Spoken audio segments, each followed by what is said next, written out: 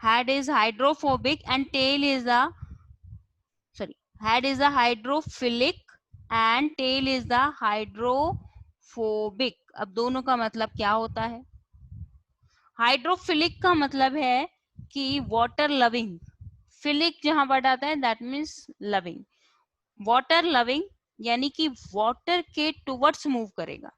Head वाला part waters के towards move करेगा, टेल वाला पार्ट वाटर से दूर हटेगा। ठीक है, वाटर से अवे जाना है इसको, किसके पास जा सकता है? जहां ऑयली कंटेन होंगे। ठीक है, तो this one is a hydrophobic tell वाला पार्ट एंड हाइड्रोफिलिक कौन सा है? हेड वाला पार्ट है। तो ये बाई लेयर होती है, this one is the by layer. दो फॉस्फेट, जो दो फॉस्फोलिपिड्स के मॉलिक्यूल्स हैं उससे एक लेयर बनेगी। ठीक है, किसकी लेयर बन रही है? प्लाज्मा मेम्ब्रेन की। अब यहाँ पे है आपका एक्स्ट्रा सेलुलर फ्लूइड जिसको हम ECF बोलेंगे। यहाँ पे है आपका intra cellular fluid. Okay, intra cellular fluid यानी कि अंदर का साइटोप्लाज्म है। ठीक है, साइटोप्लाज्म है ये, और बाहर है आपका एक्स्ट्रा सेलुलर फ्लूइड। क्लियर? जिसको टिश्यू फ्लूइड भी बोलेंगे, जैसे सेल है, ये सेल है, सेल है ना, group of a cell is called tissue. इसके बीच बीच में भी तो कुछ फ्लूइड फिल होगा। ठीक है, सेल के बाहर जो फ्लूइड फिल है, जो टिश्यू में फ्लूइड फिल है, उसको बोलते हैं एक्स्ट्रा सेलुलर फ्लूइड। ठीक है, तो ये प्लाज्मा मेम्ब्रेन है, इसके बाहर होगा एक्स्ट्रा सेलुलर फ्लूइड, अंदर होगा साइटोप्लाज्म। क्लियर? अब ये अरेंजमेंट कैसा होता है? यहाँ भी वाटर है, वाटरी कंटेन है, यहाँ भी वाटर है और यहाँ भी वाटर है। ठीक है, तब ये मॉलिक्यूल्स कैसे अपने आप को अरेंज करेंगे? ऐसे अरेंज करेंगे, वाटर है तो हेड वाटर की तरफ, वाटर यहाँ नीचे है तो हेड वाटर की तरफ। क्लियर? तो ये अरेंजमेंट ऐसा होता है। तो फॉस्फोलिपिड का अरेंजमेंट समझ में आ गया? This one is the arrangement of the phospholipid.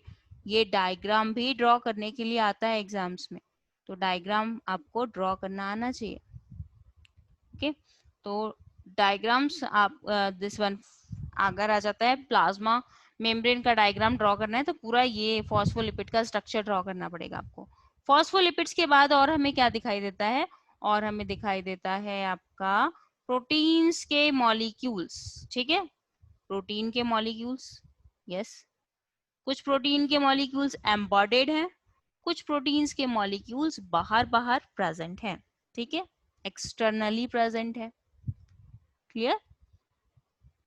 तो ऐसे प्रोटीन्स के मॉलिक्यूल जो कि एम्बॉडेड हैं, ओके, उनको बोलते हैं हम इंटीग्रल प्रोटीन या इंट्रिंसिक प्रोटीन, वर्ड भी यूज कर सकते हो।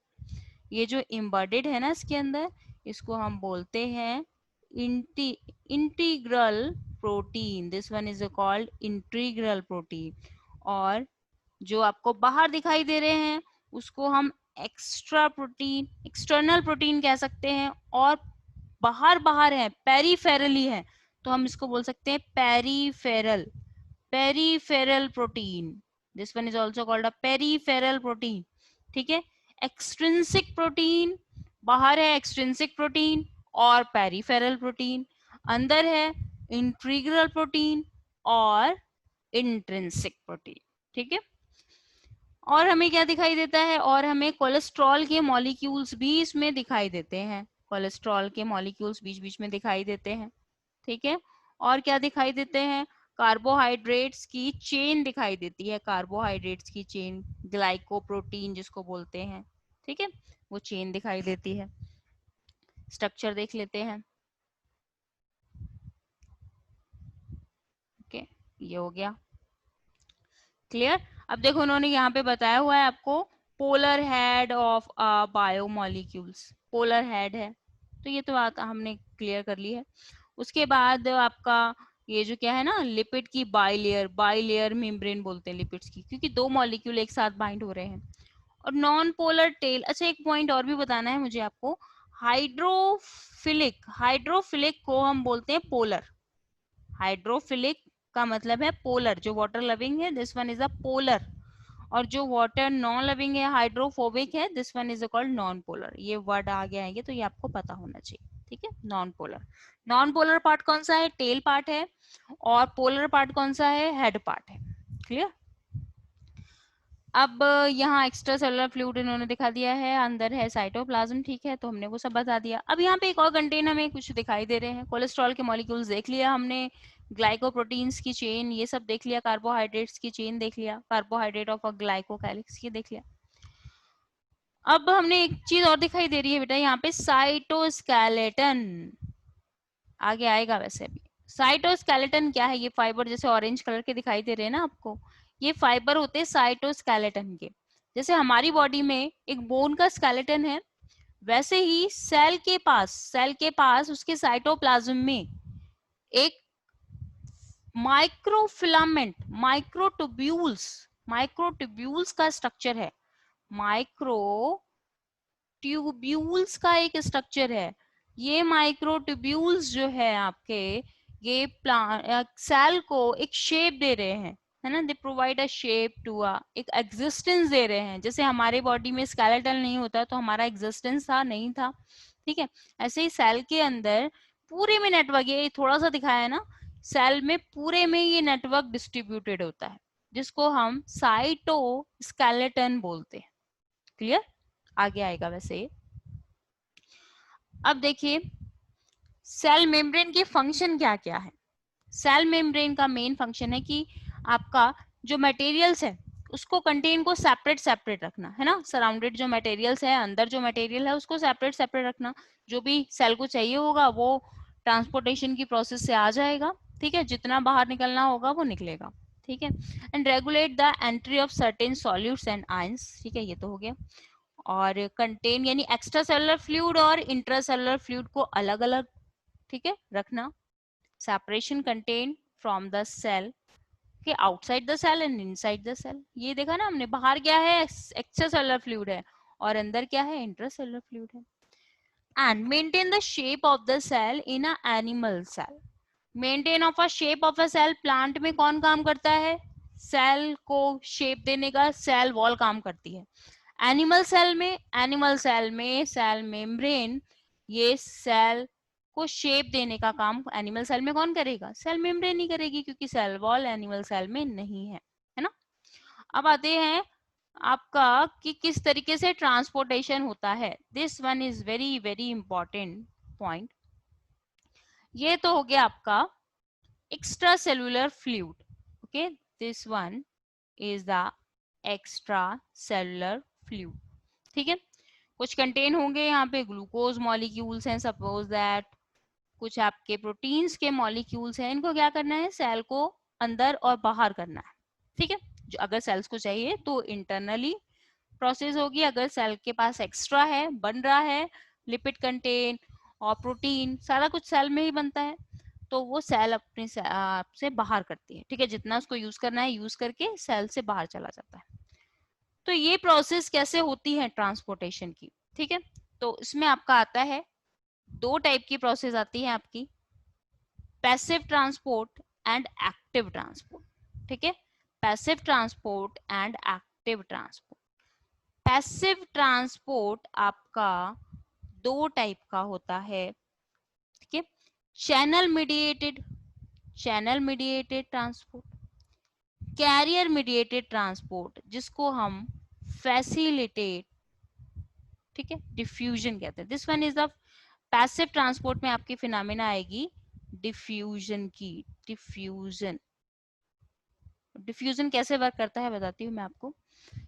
अगर कोई कैरियर प्रोटीन के थ्रू होता है तो उसको बोलते हैं फैसिलिटेट, अगर नहीं समझ में आए दोबारा पूछ लेना, ये थोड़ा इंपॉर्टेंट है। फैसिलिटेट डिफ्यूजन, पहले ध्यान से समझ लो। पैसिव ट्रांसपोर्ट में किसी भी टाइप की एनर्जी की जरूरत नहीं है, not required any kind of energy. तो ट्रांसपोर्टेशन होता कैसे है? Transportation depends upon the concentration gradient, okay, transportation depend करता है कंसंट्रेशन ग्रेडियंट पे, ठीक है। जैसे कि मैं अब बात कर रही हूँ डिफ्यूजन की। डिफ्यूजन सब में हो सकता है, गैस में भी हो सकता है, आपका लिक्विड में भी हो सकता है, आपका सॉलिड में भी हो सकता है। ठीक है, डिफ्यूजन इज अकर्स तीनों फेजेस। ऑस्मोसिस अगर मैं बोलूं, osmosis, osmosis occur only in a watery और लिक्विड कंटेन, इसमें सिर्फ वाटर मॉलिक्यूल का ही ट्रांसपोर्टेशन होता है। पहले हम डिफ्यूजन देख लेते हैं।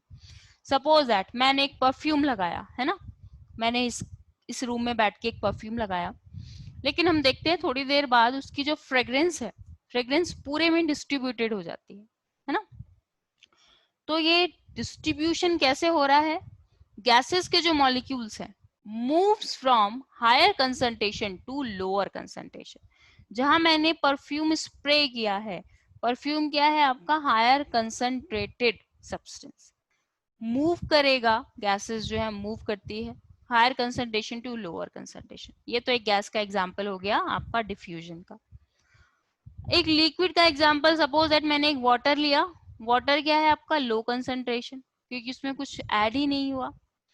मैंने इसमें एक इंक का एक ड्रॉप डाल दिया, ठीक है, इंक भी एक लिक्विड है, इंक का मैंने एक ड्रॉप डाला, तो क्या होगा कि जो molecules of a ink higher concentration के मॉलिक्यूल्स हैं, हायर कंसंट्रेशन के मॉलिक्यूल्स लोअर कंसंट्रेशन की तरफ मूव करेंगे, moves towards the lower concentration.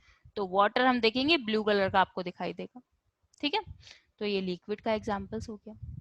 Solids का एग्जांपल्स लाइक आपने एक चौक लिया है ना, चौक को आपने किसी इंक या फिर रेड कलर की डाई में पिंच कर दिया, ठीक है, डाल दिया, थोड़ी देर बाद देखते हैं पूरी चौक आपकी रेड हो जाएगी, है ना। तो क्या हो गया, आपका जो रेड कलर कंटेंट था higher concentration substance lower concentration की तरफ मूव कर रहा है। तो यही फिनोमेना होनी है आपके डिफ्यूजन में। डिफ्यूजन में एक्चुअली होता क्या है, movement of the molecule from higher concentration to a lower concentration is called diffusion. ठीक है, movement of a molecule, movements of molecules from higher concentration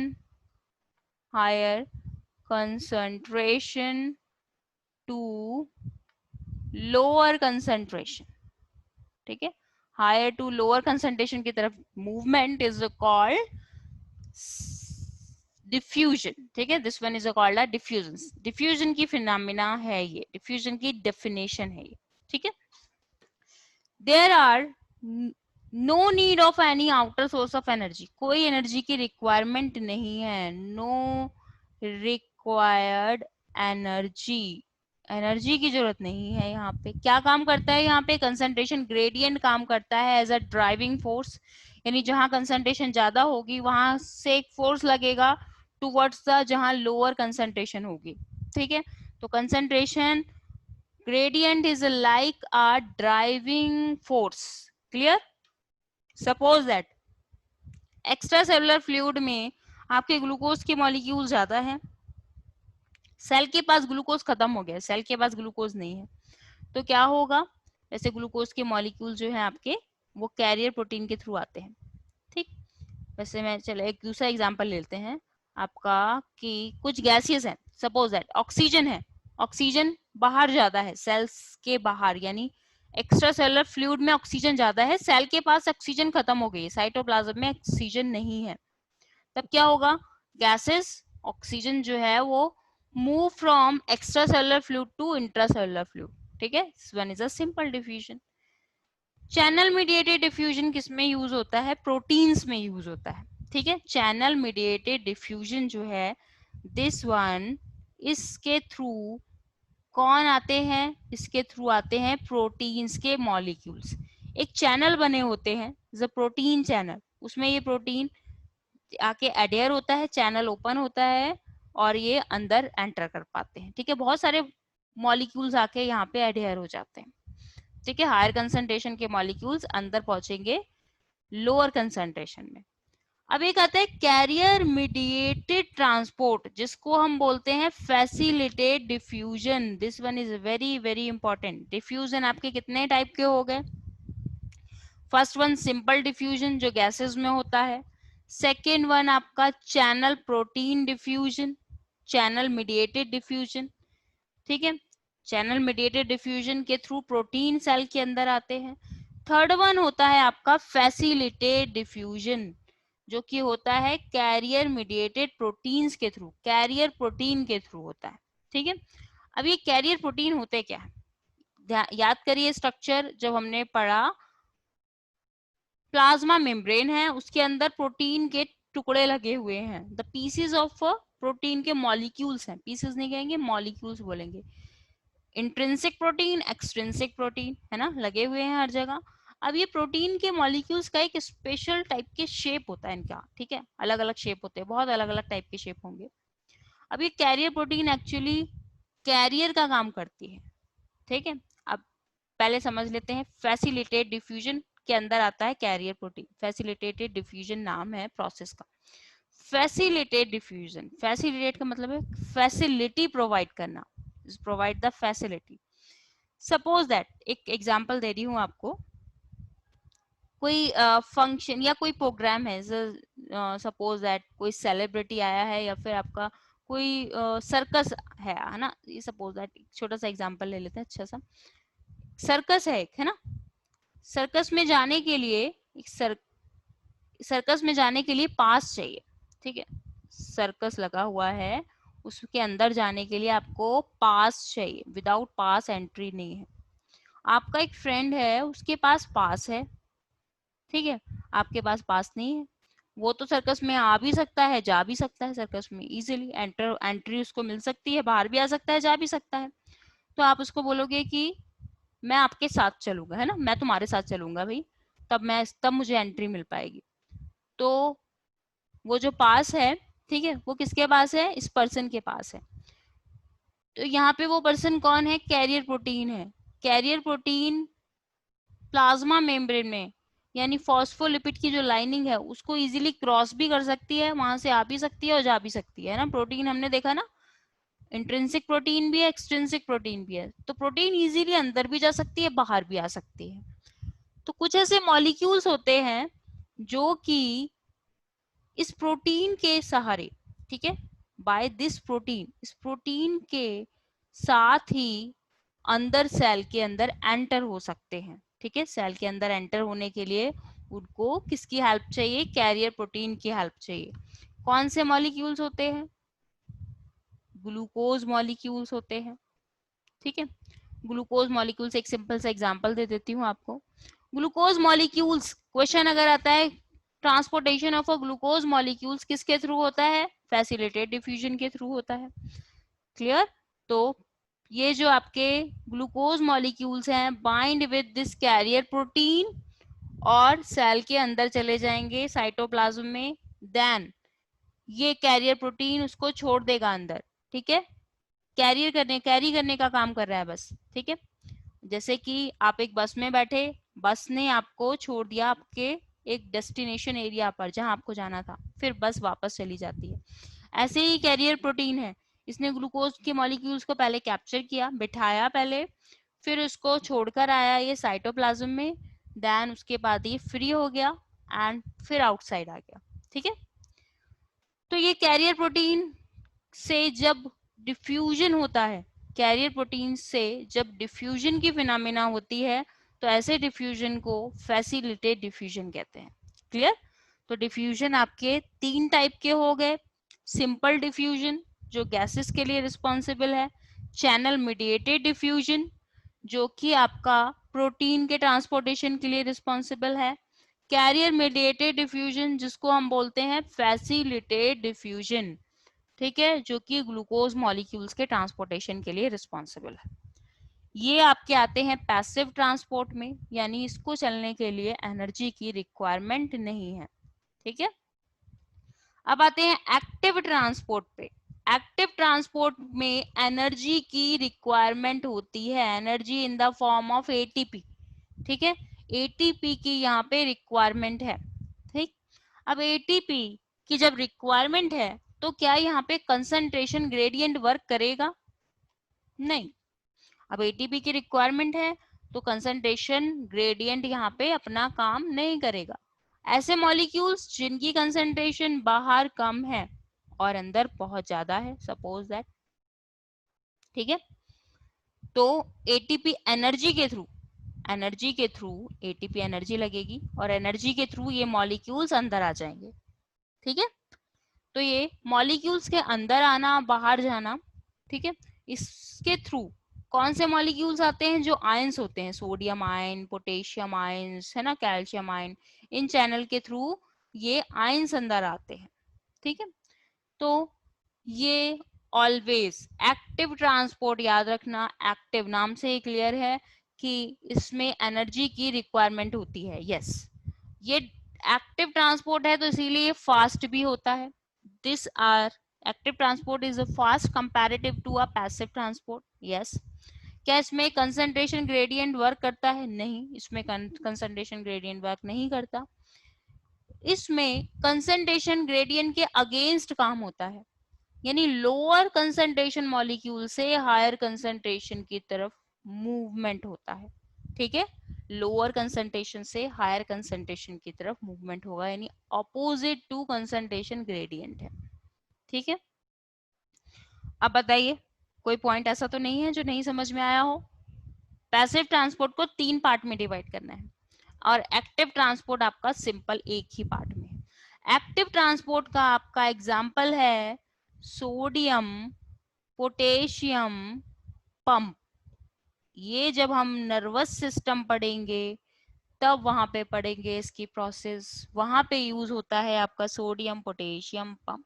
ठीक है, सारी सेल में है वैसे ये हमारी, लेकिन नर्व सेल्स में ये बहुत ज्यादा एक्टिव होता है। ठीक है,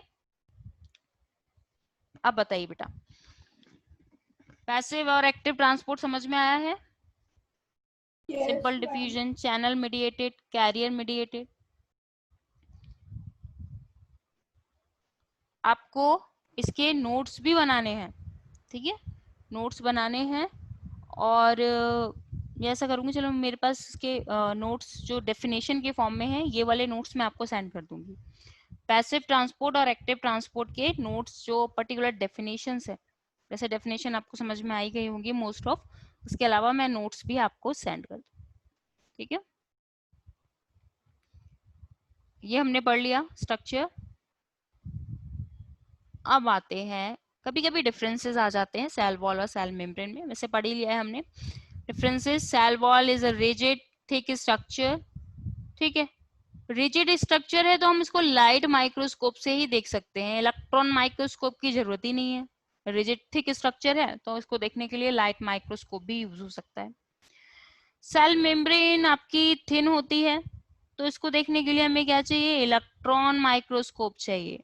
ठीक है, and cell wall is the outermost layer of a plant cell. ठीक है, and this one is the outermost layer in an animal cell. ठीक है, ये पॉइंट हमें पता ही है। and cell wall is a protective covering surrounding the plasma membrane. ठीक है, and this one is a semi permeable covering, cell membrane जो है, this one is a semi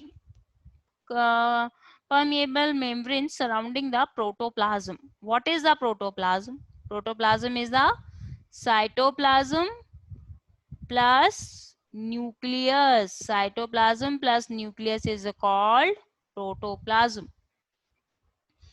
ठीक है, सेल वॉल जो होती है वो सेलुलोज की बनी होती है प्लांट में, बैक्टीरिया में पेप्टाइडोग्लाइकॉन की, फंजाई में काइटिन की। प्लाज्मा मेम्ब्रेन आपकी क्या है बेटा? फॉस्फोलिपिड प्रोटीन है, लिपिड्स और प्रोटीन की बनी है। थोड़ा सा अमाउंट कार्बोहाइड्रेट्स का भी होता है, कुछ अमाउंट कोलेस्ट्रॉल्स के मॉलिक्यूल्स भी होते हैं। ठीक है, अब ये जो होती है cell wall is completely permeable and this one is a selectively permeable. Plasma membrane is the selectively permeable. ठीक है, तो ये पॉइंट्स हमें ऑलरेडी पता है। अब आते हैं प्रोटोप्लाज्म पे। प्रोटोप्लाज्म जो है आपका, this one is a living component of the cell. अब वायरसेस के बारे में मैं आपको बता देती हूँ। जब सेल थ्योरी जो हमने पढ़ी थी, cell theory, this one is not applicable to the virus. Cell theory virus इस पे एप्लीकेबल नहीं है। वायरस क्या है? आपके ए सेलुलर कंपोनेंट है, सेल ही नहीं है। Is a living and non living के बीच का स्टेज है. This one is a link between living and non living. तो वायरस की अगर मैं बात करूं, viruses have a lack of protoplasm. Virus में प्रोटोप्लाज्म ही नहीं होता. क्या होता है वायरस में? एक प्रोटीन की कोट होती है जिसमें जेनेटिक मटेरियल्स प्रेजेंट होता है, डीएनए और जो भी मटेरियल्स होगा, जेनेटिक मटेरियल्स बस प्रेजेंट है.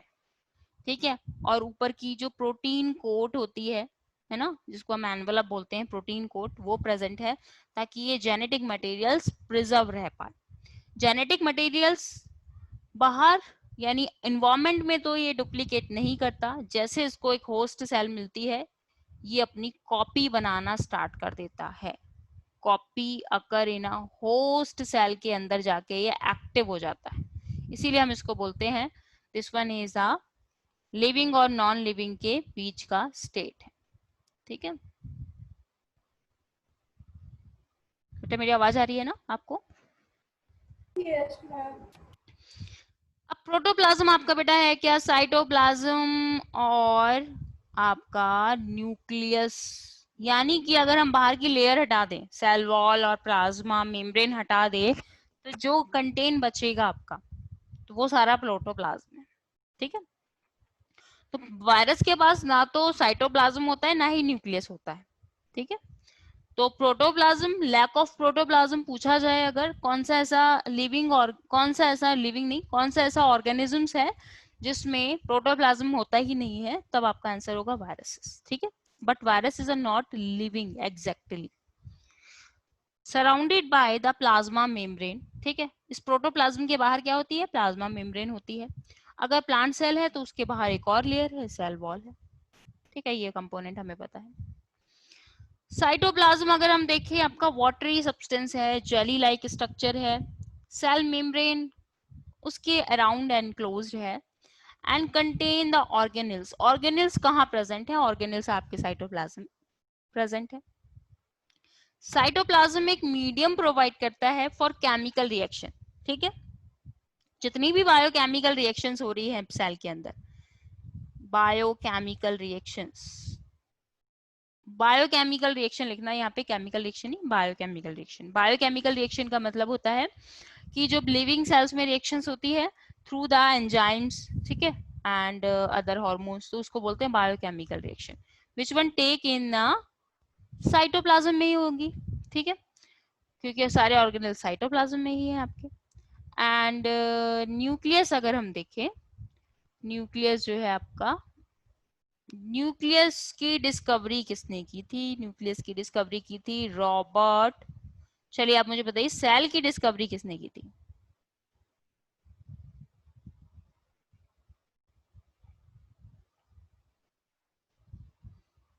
Cell is Leeuwen Leeuwen Robert Robert Hooke. And living cells is firstly discovered by Leeuwenhoek. Yes. And cell theory किसने दी थी?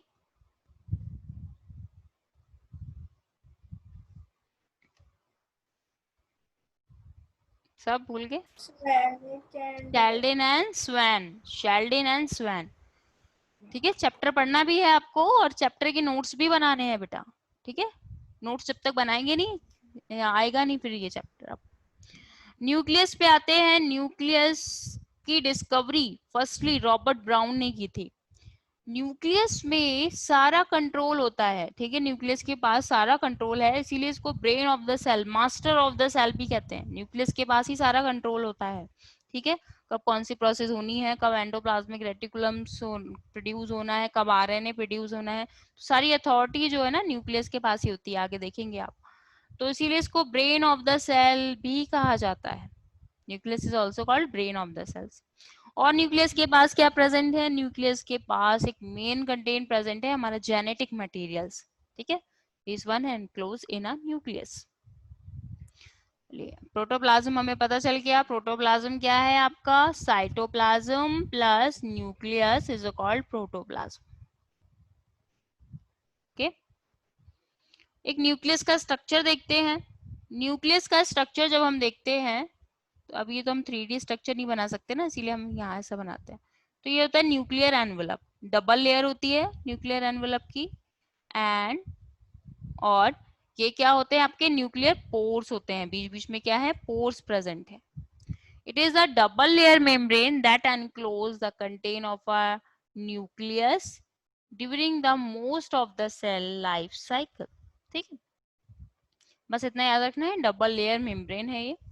न्यूक्लियर पोर, यहाँ पे ये लेयर जो है, न्यूक्लियर एनवेलप जो है, उसके बीच बीच में पोर्स प्रेजेंट होते हैं। जहां पे पोर्स प्रेजेंट होते हैं उस एरिया को बोलते हैं परफोरेटेड एरिया। केमिस्ट्री में भी पढ़ा होगा परफोरेटेड। तो पोर प्रेजेंट है, so is called a perforated envelope, is called a perforated envelopes.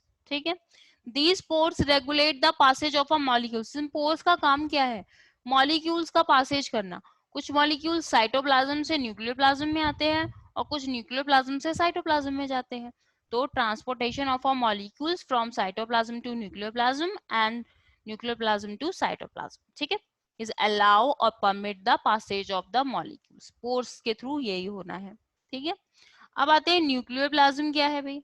Nucleoplasm, जिसको हम न्यूक्लियस सैप भी कहते हैं और कैरियोप्लाज्म भी कहते हैं। कैरियो वर्ड बार बार आता है तो मैं आपको बता ही देती हूँ, karyo is related to nucleus, है ना। तो न्यूक्लियोप्लाज्म, जिसको हम कैरियोप्लाज्म भी कहते हैं, फ्लूइड लाइक स्ट्रक्चर है। कहाँ प्रेजेंट है, न्यूक्लियर एनवेलप के अंदर प्रेजेंट है, तब हम इसको न्यूक्लियोप्लाज्म बोल रहे हैं। ठीक है, न्यूक्लियर एनवेलप के बाहर जब प्रेजेंट है उसको हम साइटोप्लाज्म बोलेंगे। ठीक है, this one usually found in eukaryotic cells. Yes, क्योंकि यूकैरियोटिक सेल्स में ही डेवलप्ड न्यूक्लियस है, तो न्यूक्लियोप्लाज्म भी यूकैरियोटिक सेल्स में ही होगा। The fluid contain primarily water, mainly इसमें वाटर प्रेजेंट है, डिजोल्व आयन प्रेजेंट होंगे, कॉम्प्लेक्स मॉलिक्यूल्स प्रेजेंट होंगे, है ना, यही है। इट्स अ प्राइमरी फंक्शन, इसका प्राइमरी फंक्शन क्या है न्यूक्लियोप्लाज्म का, suspension medium for the organelles of the nucleus. जो न्यूक्लियस के अंदर ऑर्गेनेल्स हैं, लाइक आरएनए मटेरियल्स, न्यूक्लियोलस अभी आएगा आगे। न्यूक्लियोलस क्या है, न्यूक्लियस तो समझ में आ गया, पूरा जो बड़ा पार्ट है वो न्यूक्लियस है। अब न्यूक्लियोलस क्या है, उसके अंदर का एक पार्ट होता है न्यूक्लियोलस। ठीक है, अब न्यूक्लियोलस क्या है ये देखिए, ये एक न्यूक्लियस है ना, पोर नहीं बनाया मैंने, ना ही एनवेलप बनाया, ये न्यूक्लियस है। न्यूक्लियस के अंदर आपको ऐसा सर्कुलेटेड पार्ट दिखाई देगा। ठीक है, यहाँ पे एक्चुअली होता क्या है, यहाँ पे राइबोसोम्स बनते हैं। ठीक है, formation of manufacturing of a ribosomes. ठीक है, राइबोसोम का फॉर्मेशन होता है।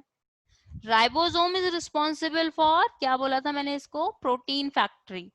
तो हम कह सकते हैं कि प्रोटीन प्रोड्यूस करने के लिए जो मेन कंपाउंड है न्यूक्लियस के पास, वो न्यूक्लियोलस होता है। ठीक है, क्या ये न्यूक्लियोलस किसी मेम्ब्रेन से बाइंड होता है, क्या इसके ऊपर भी कोई मेम्ब्रेन होती है, नो, याद रखना, इसके ऊपर कोई भी मेम्ब्रेन नहीं है।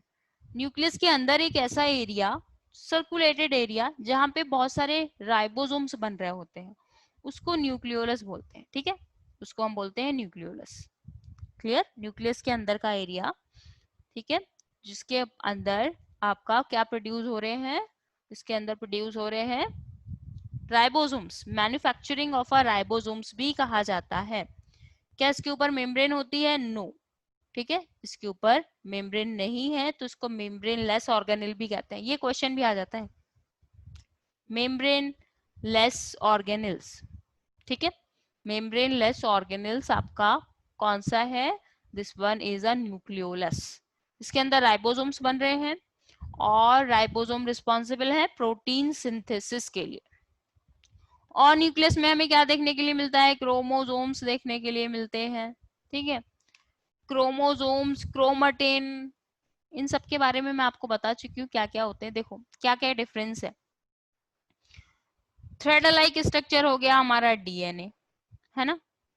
डीएनए जब एक हिस्टोन प्रोटीन के साथ बाइंड हो जाता है, histone protein is a octamer, ठीक है, 8 मॉलिक्यूल्स होते हैं यहाँ पे।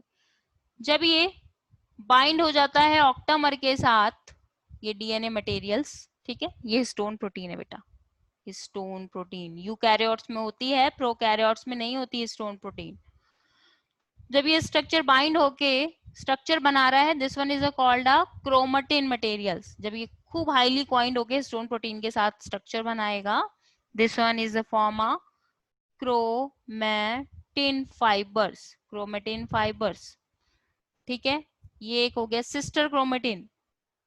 इस सिस्टर क्रोमेटिन के अंदर ये आपको डीएनए के कंटेंट दिखाई देते हैं। डीएनए कंटेंट से ही पूरा क्रोमोसोम बनना है आपका। ठीक है, ये हो गया एक क्रोमेटिड, ये हुआ क्रोमेटिन, क्रोमेटिड। और जब डीएनए का अमाउंट डबल हो जाता है तो पूरा एक क्रोमोसोम बन जाएगा, सेंट्रोमियर बीच में लग जाएगा। तब हम इसमें क्या बोलेंगे, दो सिस्टर क्रोमेटिन है, एक सिस्टर क्रोमेटिन ये है, एक सिस्टर क्रोमेटिन ये है, दोनों को ऐड कर दे तो एक क्रोमोसोम्स बन जाएगा।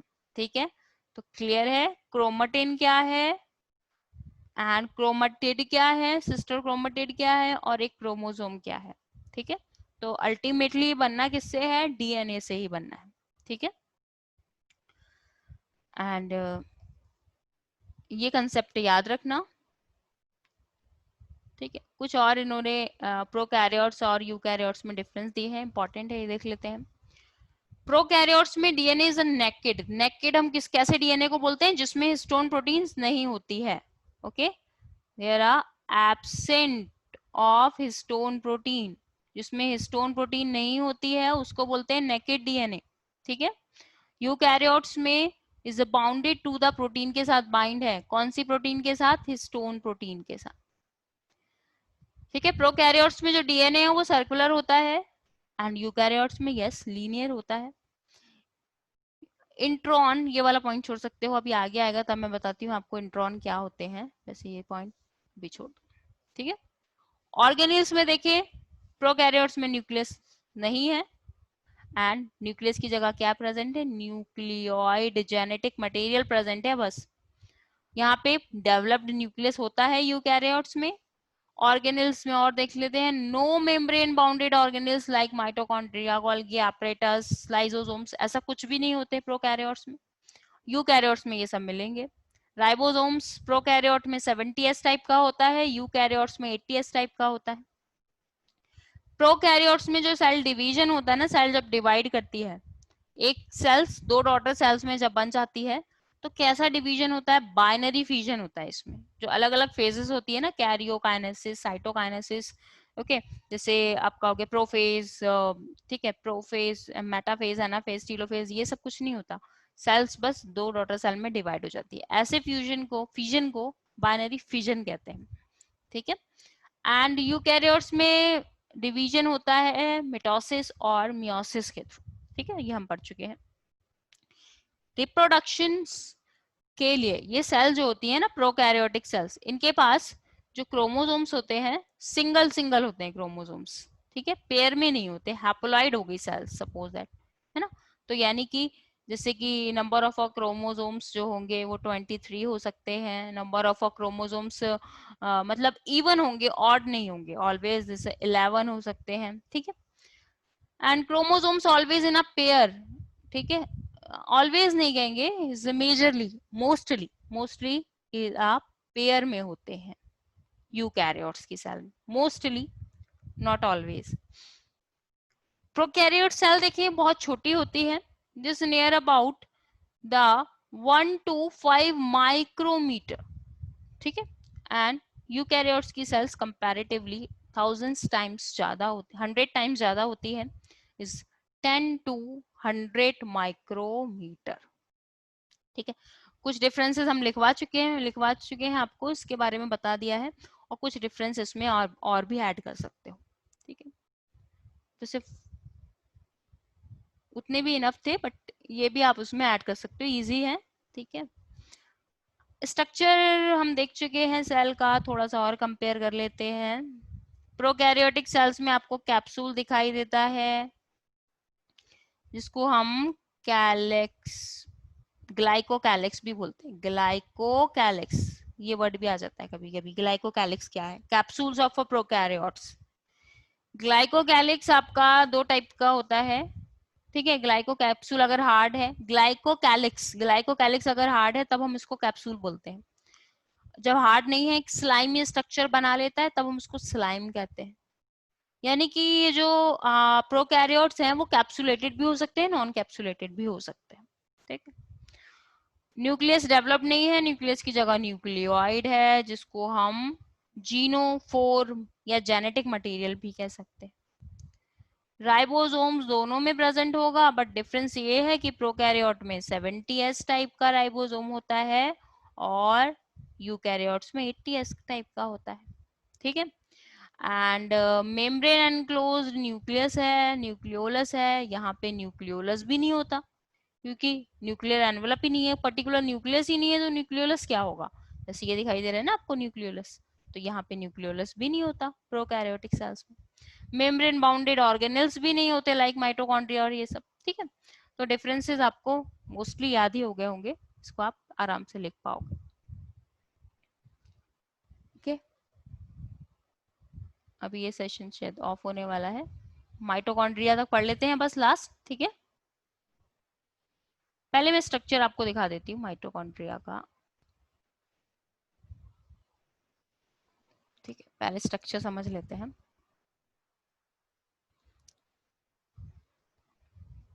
Okay. Mitochondria is a double membrane structure. एक मेम्ब्रेन आपको ये दिखाई दे रही है बाहर, ये है ना, डबल मेम्ब्रेन स्ट्रक्चर है ये। वन आउटर वाली जो मेम्ब्रेन है, this one is called outer membrane, ठीक है। इनर वाली जो मेम्ब्रेन है आपकी, this one is the highly folded structure. Inner side की जो मेम्ब्रेन है, this one is the folded है। याद रखना, इसमें बच्चे कंफ्यूज हो जाते हैं, इनर मेम्ब्रेन को अलग ही समझते हैं। ये है आपकी इनर मेम्ब्रेन। इनर मेम्ब्रेन क्या है? फोल्डेड है, ठीक है। अब इस इनर मेम्ब्रेन के अंदर एक लिक्विड कंटेन फिल होता है। इस लिक्विड को बोलते क्या है माइटोकॉन्ड्रिया में? इसको हम मैट्रिक्स बोलते हैं, ठीक है। माइटोकॉन्ड्रिया क्या अपनी कॉपी बना सकता है? यस, माइटोकॉन्ड्रिया अपनी बहुत सारी कॉपीज बना सकता है, क्योंकि इसके पास एक अपना राइबोसोम होता है। इसके पास राइबोसोम्स हैं, एक नहीं बहुत सारे होंगे, बट ये राइबोसोम 70s टाइप का होता है and have its own DNA. Okay, mitochondria also have their own DNA, but this DNA is a circular type DNA. यहाँ पे आपको थोड़ा linear दिखाई दे रहा है, but this one is a DNA is a circular DNA, ठीक है। ये DNA सर्कुलर होता है। अब इन दो मेम्ब्रेन जो है आपकी, आउटर मेम्ब्रेन और इनर मेम्ब्रेन, इसके बीच में हमें थोड़ा स्पेस दिखाई दे रहा है। This space is called inter membrane space. Inner membrane और आउटर मेम्ब्रेन के बीच में एक स्पेस प्रेजेंट होता है जिसको इंटर मेम्ब्रेन स्पेस बोलेंगे, ठीक है। एंड दिस वन, यहाँ पे आपको दिखाई नहीं दे रहा, यहाँ मैं बना देती हूँ, ड्रॉ कर देती हूँ। यहाँ पे कुछ F0 और F1 पार्टिकल होते हैं जिसको ऑक्सीजोम्स बोलते हैं, ठीक है। ये ऑक्सीजोम्स ऐसे पूरे में इंटरनली लगे हुए होते हैं। बुक में देखोगे आप डायग्राम, आपको दिखाई देंगे ये ऑक्सीजोम्स, इसको F1 पार्टिकल्स भी बोलते हैं। दिस ऑक्सीजोम्स इनर लाइनिंग में, पूरी इनर लाइनिंग में डिस्ट्रीब्यूटेड होते हैं, ठीक है। ये आपके हो गए ऑक्सीजोम्स, ठीक है, जिसको हम F1 पार्टिकल्स कहते हैं, ठीक है। अब आते हैं, हमने स्ट्रक्चर देख लिया, अब आते हैं मेन इसकी थ्योरी पर।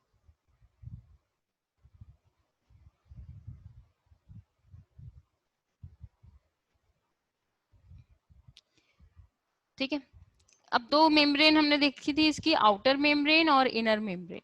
आउटर मेम्ब्रेन जो है, दिस वन स्मूथ है and compose of a equal amount of the phospholipids and protein.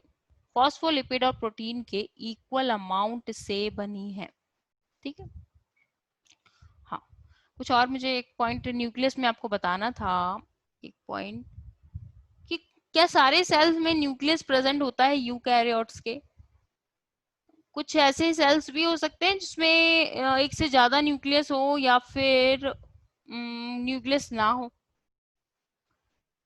देखिए, कुछ ऐसी सेल्स, अगर ऐसी सेल्स हैं जिसमें आपके दो न्यूक्लियस हैं, two nucleus, if are present two nucleus, ऐसी सेल को हम क्या बोलेंगे? Dikaryon cell, dikaryon sales.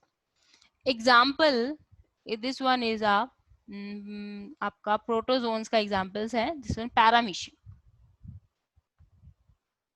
Paramecium, paramecium के अंदर दो न्यूक्लियस प्रेजेंट होते हैं, ठीक है। तो पैरामीशियम आपका डाइकैरियन का एग्जांपल्स है, डाइकैरियोटिक ऑर्गेनिजम्स भी कह सकते हैं, दो न्यूक्लियस प्रेजेंट है। क्या ऐसी सेल्स भी होती हैं जिसके पास कोई न्यूक्लियस ना हो? नो न्यूक्लियस,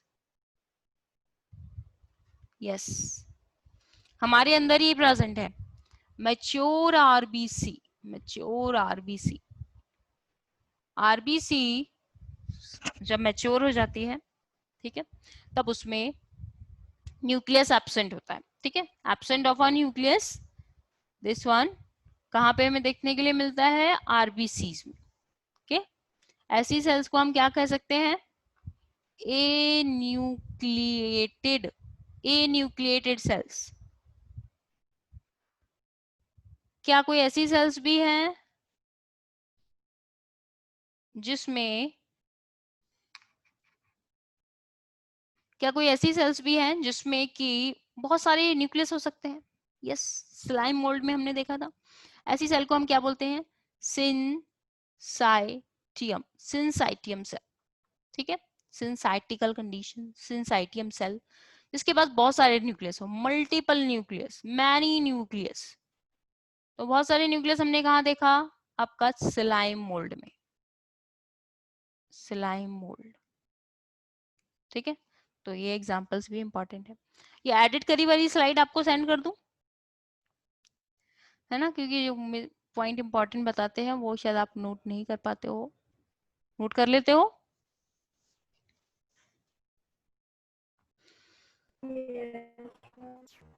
इंपॉर्टेंट पॉइंट है ये, ठीक है। दो न्यूक्लियस प्रेजेंट होना या फिर नो न्यूक्लियस प्रेजेंट होना या सिंसाइटियम की कंडीशन, ठीक है। और आपका एक आरबीसी का, और मुझे आपको एक यहीं पे बता देती हूँ, जो प्लाज्मा मेम्ब्रेन है, आरबीसी क्या है? आपकी यूकैरियोट की सेल है ना, हमारी सेल है। तो हमने देखा इसमें सेल वॉल तो होगी नहीं, प्लाज्मा मेम्ब्रेन ही होगा। प्लाज्मा मेम्ब्रेन का रेशियो क्या होता है इसमें, आरबीसी में? आरबीसी में जो लिपिड है ना, लिपिड, फॉस्फोलिपिड और प्रोटीन का रेशियो कितना होता है? दिस वन इज अ 52%, 52% होता है इसमें लिपिड, 52% लिपिड होता है। रिमेनिंग कितना बचा आपका? कितना बचा? 48, 48% होता है इसमें प्रोटीन, ठीक है। ये आपकी बुक में दिया हुआ है एग्जाम्पल, ठीक। और बाकी सारी जो सेल्स हैं उसमें लिपिड और प्रोटीन का जो रेशियो है ना, कॉम्बिनेशन है, वो अलग अलग ही होता है। तो आपकी बुक में आरबीसी का दिया हुआ है, तो आरबीसी को देख लेंगे आप, 52 रेशियो 48, लिपिड और प्रोटीन का ये रेशियो होता है, ठीक है। किसमें देख रहे हैं हम? प्लाज्मा मेम्ब्रेन में, ओके। तो चलिए आज इतना ही पढ़ते हैं, ठीक है। और माइटोकॉन्ड्रिया का स्ट्रक्चर तो हमने देख लिया था, थ्योरी हम नेक्स्ट टर्न पे देखते हैं, ठीक है। पढ़ के आना है, ओके। ऐसा नहीं करना है कि पढ़ना नहीं है, बस हमने पढ़ लिया, स्लाइड में जितना देखना था क्लास में देख लिया।